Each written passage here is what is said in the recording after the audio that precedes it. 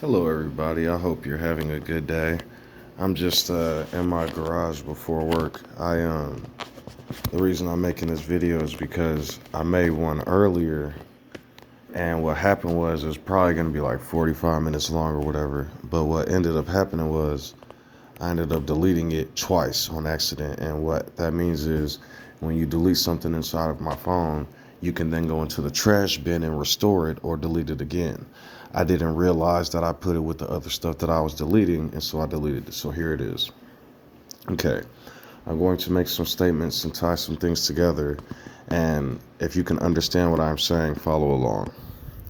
So a lot of times people are talking about like Lucifer and who is this fallen angel and all these other things. Well, the way I see it from my perspective, Moses is Lucifer, or he had become Lucifer.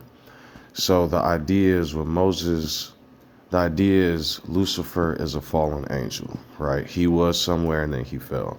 And the idea is Moses was basically technically the firstborn or whatever. He saw God through the burning bush and he was doing what he was doing. And he had the 10 Commandments and those are righteous. And at that point, Yahweh was giving him righteous law, so to speak. Well, then, once he saw the people worshiping the golden calf, he had broke those and created a new law. He had created 613 laws plus the original Ark of the Covenant, which becomes 616. Well, when he had did this is basically a metaphor tying into him striking the rock twice and falling. Because the first time he created the image of a spirit of peace and love. Don't kill, don't steal, basic laws that we wouldn't want done to ourselves, and so we shouldn't do to others, and all the law. Well, then when he saw them worshiping something else, he had got upset and destroyed the tablets, and then he had erected a new law. And when God said he was going to destroy those people, he as a man did not know God's destruction and or God's mind. And so when he went to destroy them, he destroyed them from a man's perspective, which then led down to the 613 or whatever, which is a murderous law, which led to a lot of prophets and apostles' deaths. Well, then I'm about to also say something else that is unpopular. Then you have John the Baptist. John the Baptist is the Christ. And what ended up happening was once they crucified John the Baptist or killed him, whatever they did with him in real history, when they crucified him, they then took his story and his spirit of the martyrdom and then spread it like wildfire. According to some Jewish lords and stuff, they got somebody called Jehohanan ben Zakkai or something like that. I don't know about all that. But in real history, there was a man named Amos who was Pharaoh, who was erecting laws from Egypt, which is more than likely the 42 laws of Muad or whatever laws. I said more than likely for a reason. I wasn't there. And then you would have Jehohanan or John the Baptist, who they call, who basically he had baptized the current spirit that Moses had created through the Mosaic law. And so it cost him his life, apparently. And it wasn't just that it cost him his life or whatever. The problem is that the people that killed him then took his story and created a religion out of it. And the same people that did that, the Romans and the Greeks, were astonished by the Egyptians. They followed everything the Egyptians did, their gods and all this other stuff. And then so they obviously knew about Ahmose the First and the Hyksos and how they was fighting them off for 400 years. Then they would have knowledge of Jehohanan because it's around the time that this is happening, and he's the one that chose to be the secondborn. So why is this important and why is he called the firstborn? Moses and John the Baptist, or Moses and Jesus, are basically, how can I say this? Cain and Abel are prophecies of Moses and Jesus. Jacob and Esau are prophecies of Moses and Jesus. Jacob and Esau, John the Baptist or Jesus took a blessing, right, from the firstborn, trying to be God like him. And then what happened was he was pierced for it. He paid the price. And so essentially, if you look at it, the point of Jesus in the book is to come back. The point of Jesus is to fight Lucifer, Satan. And so Moses at first originally was not Lucifer. He was a good angel or whatever, doing what he was supposed to do. But then when he came back and became infuriated and enraged, he created something of a satanic spirit to kill, steal, and destroy. I've read those mitzvahs. And after reading those mitzvahs, I've got to tell you guys what people are doing, just like certain parts in the Bible. They're dressing up as holy and saying things are sweet and holy, but are really giving forth words of violence and destruction and enslavement spiritually. And so, as I've told you all before, when I talk about these things, I'm not talking about magical things, although these things may seem or feel magical. Essentially, and even John Core Books gave me a great metaphor on the post I just posted when he said Moses was also the one lifting the bronze serpent. And what's the serpent? You know what I mean? It's all symbolism, but the idea is causing pain to others to get what I want. Right? At first, he was cool with those things and being sacrificial and helping with these people. But then when he saw they were worshiping this golden calf and not the God that he found, he became infuriated. You see what I mean? It's essentially the idea of, and the other day I said in a video that these men, the Pope wasn't willing to lay his life down. And so when I say that, I want you guys to think deeper. I'm not talking about actual sacrifices and stuff. I'm saying, like how it says, Jesus didn't see it blasphemy to exalt himself to God, but humble himself to a servant.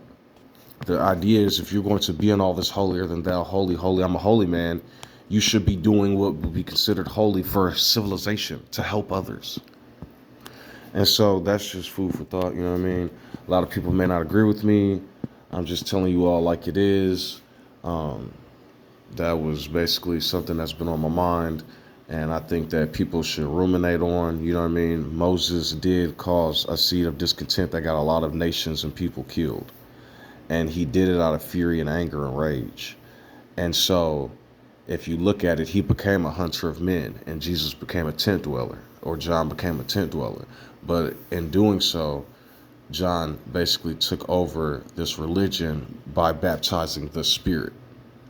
It cost him, but I understand why these things had to happen. And also, when I say these things, I need you guys to understand that I'm talking about from the book's perspective.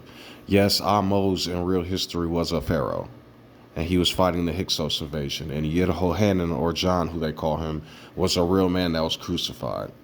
A lot of times people don't like this information, and they like other types of information. You know what I mean? So the reason why I tell people these things is because I need for certain mysteries to be unveiled, and or I need to give new types of information so that people can come back to the ground safely and peacefully. Because a lot of people unaware are beautiful gods in their own world, and they are doing holy, beautiful, great things and creating a lot of great things without causing harm every day and just living their life and want peace. You know what I'm saying? But a lot of other people are self-tormenting, self-torturing, causing torment to other people, causing a lot of pain. And that's the Luciferian way, as I would say, unnecessarily causing pain. Because as I said in the video I deleted earlier, it takes a lot of energy. And it's all about your mindset, because it can take a lot of energy to be detrimental, but people will say it's easier to be mean. It's easier to be, no, it's not. That's just what we're building ourselves into unaware. And so a lot of times I want you guys to understand that when I make these videos, I'm not giving knowledge and information to give some secret biblical mysterious knowledge and information. I give knowledge and information to teach so that in your everyday life, perhaps when you're doing something or dealing with something, at a moment where you could have done one thing one way that could be painful or harmful or just out of character, perhaps I remind you of a different way. Perhaps I touch your spirit in a way to where I remind you throughout the day or help you through your time of need, whatever that may be, like a spiritual servant, so to speak, based on the works I am doing, if you can see and or perceive me. And so, yeah, a lot of what I do, I hope to make your day better. I hope to make you receive more pleasure. And because, like I said, everything's a mindset. A person could be out here free, millionaire, and having the bestest, what we consider the best time, and be miserable. While another person could be stable, doing steady chores and working all day, every day, and be happy. Because it's what we perceive about the world around us and And another shout out to John Core Books. When you used the defiant feminine earlier to describe creating a nature of causing harm, it made sense. I don't know why, but it did. And I've been really, when I hear new information, I don't like saying, oh, this is right or wrong. I like trying to understand it and then breaking it down in a way to where I can receive new information and use it in a logical or practical purpose. And so I called, like, there was a Satanist making videos a while back, and he called it Lucifer's 10 Commands. And he was close, but no cigar, because Yahweh and Jesus are the two witnesses in that book. The 10 Commandments in their original form, in their sweet, loving form, are goated and peaceful. And it's laws you wouldn't want done to yourself and others. Not the second law where he comes in, stone the kids, stone the gays, stone, kill, kill, kill. And then Jesus exemplifies this when he's merciful and peaceful. And I said this in the videos, Yahweh really hardly didn't give too much law besides don't kill. And other men carried out things and wrote law of their own accord and put God's name on it. You know what I mean? And so that's the idea. If you look at Adam and Eve, and if you look at us in our gardens of peace, a lot of times I said in the video, once we learn about gods and stuff, like what Adam did was Adam was given life. He was given the garden of life, and he was given all this bountifulness. But then when the serpent got in his head and he taught them to learn the full nature of God, then Adam learned about punishment and anger and wrath and ooh. And so then they made their own leaves with punishment. But then, like, look at people who get into religion. They get real law, they get super extra into law and superstitious, and they start to punish themselves. Say, God could do this and that, and the demons, and I'm falling short. And that's what I'm trying to teach people, that you're really betraying God and Jesus, the two witnesses, when you do that. And something else I wanted to exemplify. You guys. So I'm about to say something real quick and I'm going to let it go. When people say that, okay, I heard Cesaria and God Logic talking about something. And God Logic asked Cesaria, and there's something else I want to talk about real quick too. He asked him if in the beginning the Word was with God and the Word was God and all those other things, then how is Jesus not eternal with God? And this is what I want to tell you all. If the firstborn was created, and it's written that he is, and he's still the son and all this other stuff, then you guys understand if God is outside of time, then the beginning means nothing to him or nothing to God. And so what I would say is,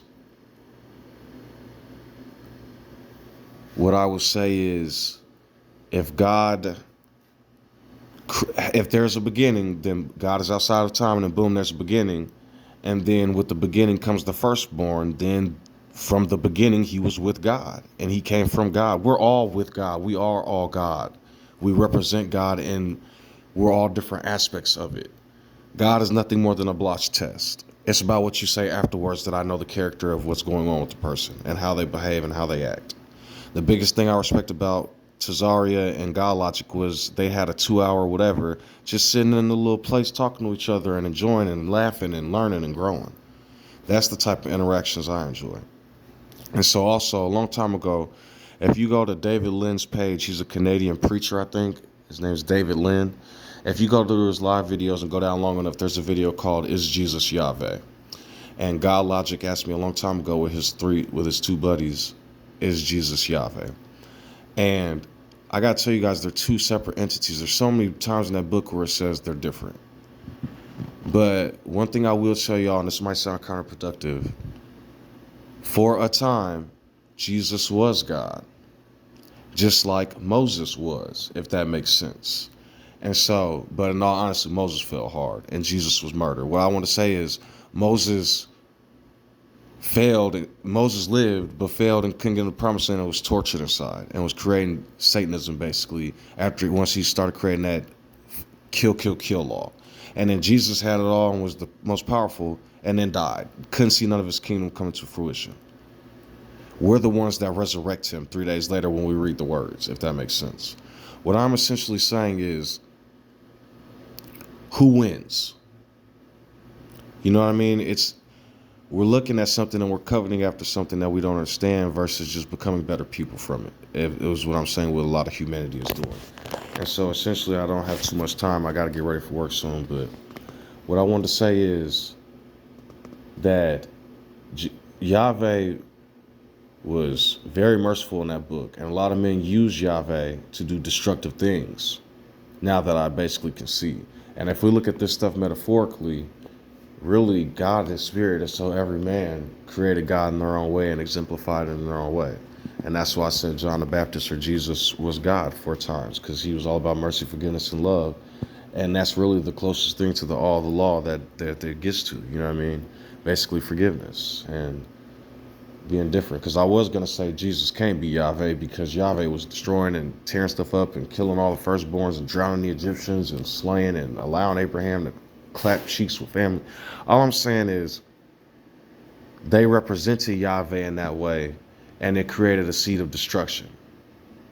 But then when Jesus came, he laid his life down to show a different type of life. And essentially that's what I'm saying with this teaching, is that you guys, no matter what you're going to do in life, we're all different. All I am asking with what I teach is to be kinder, more loving, and more peaceful and understanding. And so, yeah, I know a lot of y'all play with a lot of stuff in that book, but essentially Moses became Lucifer and Jesus became God. And that's that. So I don't know if anybody even cares. I don't know if that matters. I want you guys to see what I'm doing and learn how to be more metaphorical and critically think and gather your own information and learn for yourself, and not be molded by other men creating groups for selfish reasons. All right, have a good night.